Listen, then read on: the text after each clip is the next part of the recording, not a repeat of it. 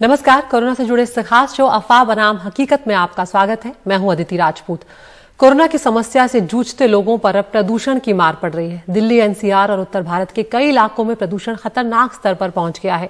दिल्ली में हवा जहरीली हो गई है। यहां पर एयर क्वालिटी इंडेक्स औसतन 450 के आसपास है, 430 से ज्यादा है, जो हमारे शरीर को 20 सिगरेट पीने के बराबर नुकसान पहुंचा सकता है। लोगों को सांस लेने में तकलीफ होने लगी है, गले में खराश रह रही है, आंखें जल रही हैं। ऐसे में उन लोगों पर क्या बीत रही होगी जो पहले से ही गंभीर बीमारियों से ग्रस्त हैं। हमारे साथ दो खास मेहमान जुड़ रहे हैं जो इस प्रदूषण की गंभीरता किस तरह से बढ़ती जा रही है कोरोना के होते हुए, उस पर बात करेंगे। हमारे साथ दोनों खास मेहमान जो हैं वो जुड़ गए। डॉक्टर अरविंद कुमार हैं, चेयरमैन है institute of chest surgery Vedanta अस्पताल से, और डॉक्टर जीसी खिलनानी है, चेयरमैन है PSRI institute of pulmonary critical care और global air pollution and health पर डब्ल्यूएचओ ग्रुप के सदस्य भी हैं। डॉक्टर खिलनानी, सबसे पहले मैं आपके पास आना चाहूंगी। इस वक्त जो स्थिति दिल्ली और आसपास के इलाकों में बनी हुई है, गैस के चैम्बर एक तरह से ये बने हुए हैं, और ऐसे में कोविड अभी पूरी तरह से गया नहीं है। हम जानते हैं कि लोगों ने दिवाली मनाई है, गेट टुगेदर हुए हैं, पार्टीज हुई हैं। ऐसे में ये खतरा और ज्यादा बढ़ जाता है। अदिति, ऐसा है कि ये हर साल की प्रक्रिया है। इस समय पॉल्यूशन होता है, इस समय जो हेल्दी लोग होते हैं उनका गला खराब होता है, सिर दर्द होता है, आंखों में जलन होती है, नाक बहने लगती है, छाती में तनाव होता है, और जिनको अस्थमा और ब्रोंकाइटिस वगैरह की तकलीफ होती है वो इमरजेंसी में आ जाते हैं। उनको नेबुलाइजेशन देना पड़ता है, स्टीरॉइड्स देने पड़ते हैं। लेकिन इस समय सिचुएशन कुछ अलग है। अलग इसलिए करीब 3.25 साढ़े 3 करोड़ लोग इंडिया में ऐसे हैं जिनको कोरोना हो चुका है, जिसको हम पोस्ट कोविड कहते हैं।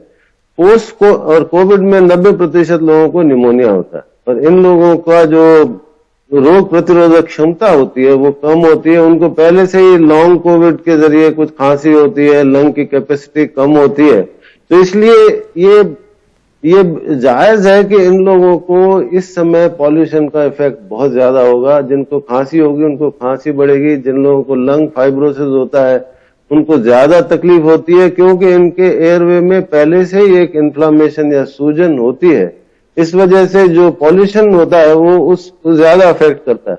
अगर हम फर्स्ट वेव की बात सोचें तो इटली में जो मौत की दर थी नॉर्थ इटली में वो 4.5 गुना ज्यादा थी, और जो जर्मनी की बात करें तो जो जहां पर नाइट्रिक ऑक्साइड जो है ना 100 से ज्यादा था, वहां 85% डेथ्स हुई थी। और हार्वर्ड स्टडी में 1 माइक्रोग्राम PM 2.5 ज्यादा होने से 8.3% बहुत ज्यादा हुई थी। इसका मतलब यह है कि जो पॉल्यूशन का जो कोविड पे जो प्रभाव है वो बहुत ज्यादा है, और वो न सिर्फ सिवियरिटी बढ़ाता है, लेकिन मैं सोचता हूं कि जिनको भी कोविड हो चुका है, जिनके लंग्स थोड़े कमजोर हो चुके हैं, उनको अफेक्ट ज्यादा करेगा। जहां तक ज्यादा इंसिडेंस का सवाल है, इसको मैं किसी भी वायरल इन्फेक्शन के साथ तुलना करूंगा, क्योंकि कोई भी जब भी एयर पॉल्यूशन होता है हर साल, उस समय वायरल इन्फेक्शन और निमोनिया ज्यादा होते हैं, और ये प्रूव हो चुका है। तो इस वजह से कोविड की भी होने की ज्यादा संभावना इसलिए है क्योंकि एयरवे इन्फ्लामेशन हो जाता है। एयरवे इन्फ्लामेशन की वजह से वायरल इन्फेक्शन होने के ज्यादा चांसेस रहते हैं।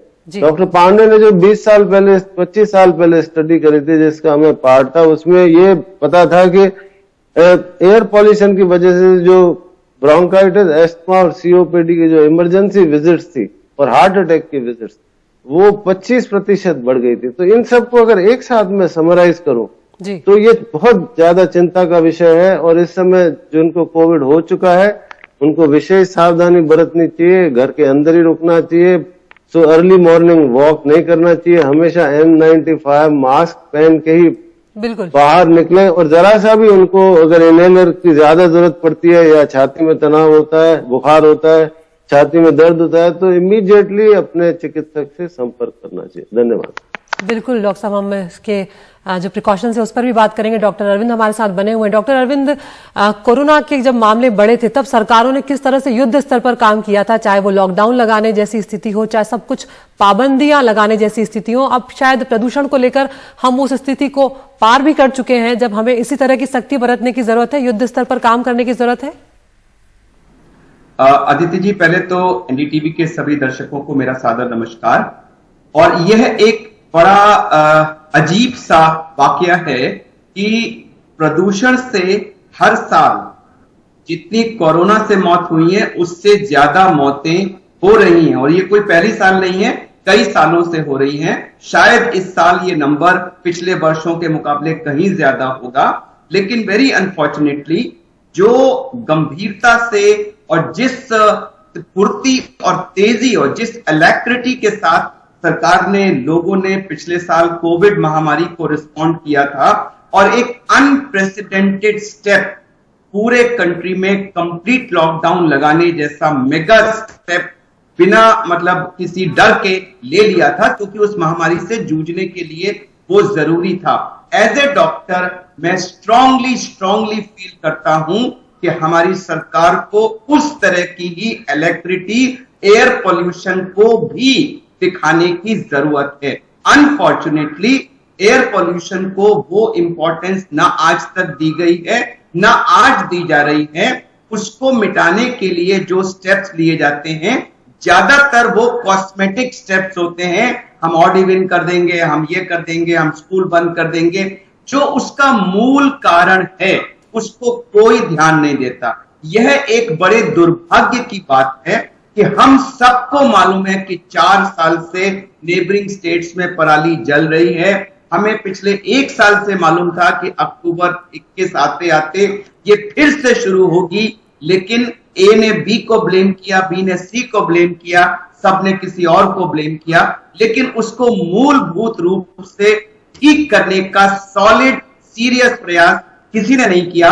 और उसी वजह से आज ये हालत है कि हमारा शहर एक गैस चैम्बर बन गया है।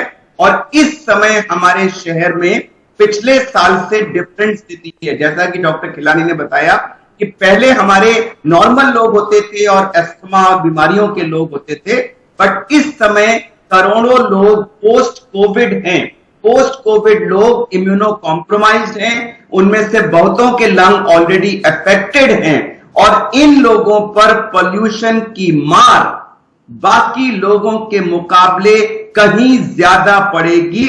और अदिति जी, आने वाले 2, 3, 4 हफ्ते में ऐसे लाखों हजारों लोग इस पोल्यूशन की भारी कीमत चुकाएंगे बीमारी से, और कुछ तो अपनी जान भी खोएंगे। बहुत सीरियस मैटर है ये अदिति जी। बिल्कुल, बहुत ही गंभीर मसला है और अब हम शायद उस गंभीरता के स्तर को भी पार कर चुके हैं। डॉक्टर अरविंद कुमार, जिस तरह से आप बता रहे हो, डॉक्टर खिलनानी बता रहे हैं। डॉक्टर खिलनानी, अब यहाँ पर एक सवाल और ये भी सामने आ गया है कि अब बच्चों के स्कूल भी शुरू कर दिए गए हैं। जो छोटे बच्चों के स्कूल थे वो भी शुरू कर दिए गए हैं, और अब कई स्कूलों ने बच्चों को बुलाना भी शुरू कर दिया है। कुछ स्कूल अभी भी फैसला ले रहे हैं कि शायद दिवाली गुजर जाने के कुछ दिनों के बाद वो करेंगे, लेकिन ऐसे में बच्चों के ऊपर ये संकट और ज्यादा बड़ा हो जाएगा। नहीं, देखिए ऐसा है कि हम हमेशा कहते हैं जो पॉल्यूशन एक्सट्रीम्स ऑफ एजेस, छोटे बच्चे और जो वृद्धावस्था के लोग हैं उनको ज्यादा इफेक्ट करता है। लेकिन ये मौका है मेरे लिए बताने के लिए कि क्या करना चाहिए। एक तो ये है कि जो अर्ली मॉर्निंग वॉकर्स हैं उनको वॉक नहीं करना चाहिए।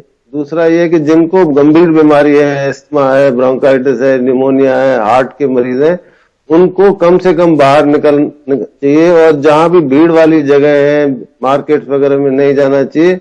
हालांकि WHO ने कहा है कि एयर प्यूरिफायर कुछ काम नहीं करते हैं, उसका कोई बेनिफिट हेल्थ पे नहीं है, लेकिन मेरा व्यक्तिगत मानना है lack of evidence is not evidence to contrary. तो जिनको सीवियर बीमारी है वो इन दिनों कमरे में अपने रहें, और एयर प्यूरिफायर अगर उनके पास हो तो उसका इस्तेमाल करें, वो ठीक से मेंटेन करें। और सभी लोगों को इट्स नेवर टू लेट, जो जिनको भी asthma, bronchitis, heart disease, diabetes, इस तरह की जो इम्यूनो सप्रेस्ड है, उनको एक वैक्सीनेशन फ्लू का और निमोनिया का पहले से ही लगाना चाहिए था, लेकिन नहीं लगाया है तो जरूर लगाएं। दूसरा ये बात है कि ये जिन लोगों को इस समय सांस फूलती है पॉल्यूशन की वजह से, वो ज्यादातर कभी इन्फेक्शन की वजह से नहीं होती है, इन्फ्लामेशन की वजह से होती है। उनको काफी टाइम पे स्टेरॉइड भी देने पड़ते हैं। तो ये फैसला डॉक्टर के ऊपर छोड़, अपने ऊपर ये ना लें, और इस समय बचाव करना बहुत जरूरी है। जैसे कि डॉक्टर साहब ने बताया कि जब आदमी इमरजेंसी विजिट्स बढ़ती है तो डेथ्स भी होती है, चाहे वो रिपोर्ट हो चाहे नहीं हो, उसमें पॉल्यूशन का बहुत बड़ा इंसिडेंट होता है। और हमें पता है कि 10 लाख मौतें इंडोर और 10 लाख मौतें आउटडोर सिर्फ पॉल्यूशन की वजह से होती है हर साल।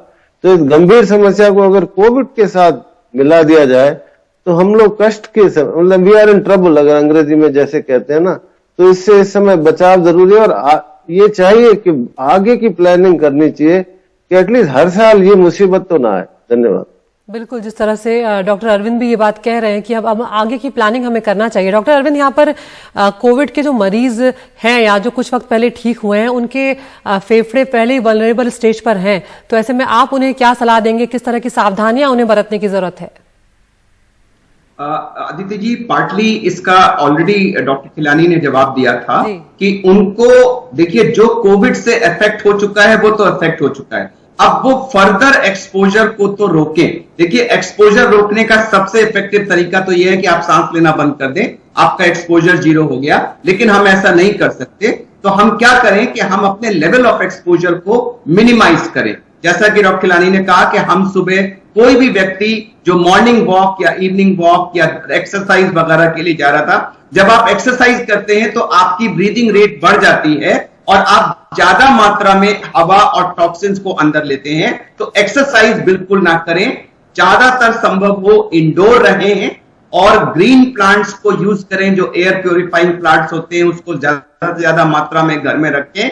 अगर कोई दमा का या इस तरह का मरीज है या कोई कोविड का पेशेंट है जो ऑलरेडी ऑक्सीजन पे है, तो मैं रिकमेंड करूंगा कि उसके कमरे में आप एयर प्योरीफायर को भी यूज कर सकते हैं। मैं पुनः कहूंगा कि मैं एयर प्योरीफायर को as a air pollution solution कभी रिकमेंड नहीं करता हूं, लेकिन हाँ, जो बहुत सीरियस लोग हैं उनकी जान की खातिर इसको हम इस्तेमाल कर सकते हैं, ये करें। और बाकी जहां तक उनकी मेडिसिन वगैरह हैं उनको मिस ना करें, रेगुलरली लें। और अगर 1% भी उनकी क्लिनिकल कंडीशन में कभी बिगड़ाव हो, डिटीरिएशन हो, तो सेल्फ मेडिकेशन स्टेरॉइड ले लिए ऐसा ना करें, तुरंत अपने चेस्ट फिजिशियन से कांटेक्ट करें। जरूरत हो तो अस्पताल में एडमिट हो, उनको नेबुलाइजर देना पड़ सकता है, एंटीबायोटिक्स देनी पड़ सकती हैं, स्टेरॉइड्स भी दिया जा सकता है, लेकिन वो डॉक्टर द्वारा अंडर सुपरविजन होना चाहिए हॉस्पिटल के अंदर, ना कि सेल्फ मेडिकेशन एट होम। तो ये प्रिकॉशंस हैं जो उन लोगों को। डॉक्टर साहब, आप दोनों इस बात से सहमत हैं कि जो एयर प्यूरिफायर्स हैं वो अगर गंभीर मरीज हैं घर में तो उनके लिए रखे जा सकते हैं, कुछ हद तक तो उन्हें कम से कम राहत पहुंचा ही सकते हैं। आप दोनों हमारे साथ बने रहिए, एक छोटे से ब्रेक के लिए हम रुक रहे हैं। अभी और भी सावधानियों के बारे में बात करनी है कि गर्भवती महिलाएं आखिर क्या कर सकती हैं, इस मुद्दे पर हम बने हुए। छोटे से ब्रेक के बाद हाजिर होते हैं। तो हम बात कर रहे हैं कि वायु प्रदूषण किस तरह से जो कोरोना की स्थिति है उसे और ज्यादा खतरनाक बना रहा है। हमारे साथ दोनों खास मेहमान बने हुए हैं, doctor GC Khilnani, doctor Arvind Kumar. Doctor Arvind, यहाँ पर अब ये हम सब देख चुके हैं कि क्या स्थिति बनी हुई है। ऐसे में हम लगातार ये भी देख रहे हैं, जब सबका वैक्सीनेशन हो गया है, दोनों डोज भी हो चुके हैं, तो लोगों ने अब सिंगल मास्क पहनना शुरू कर दिया है। ऐसे में अब आप यही सलाह देंगे कि अब वो वक्त आ गया है कि वापस या तो डबल मास्क लगाएं या N95 लगाएं?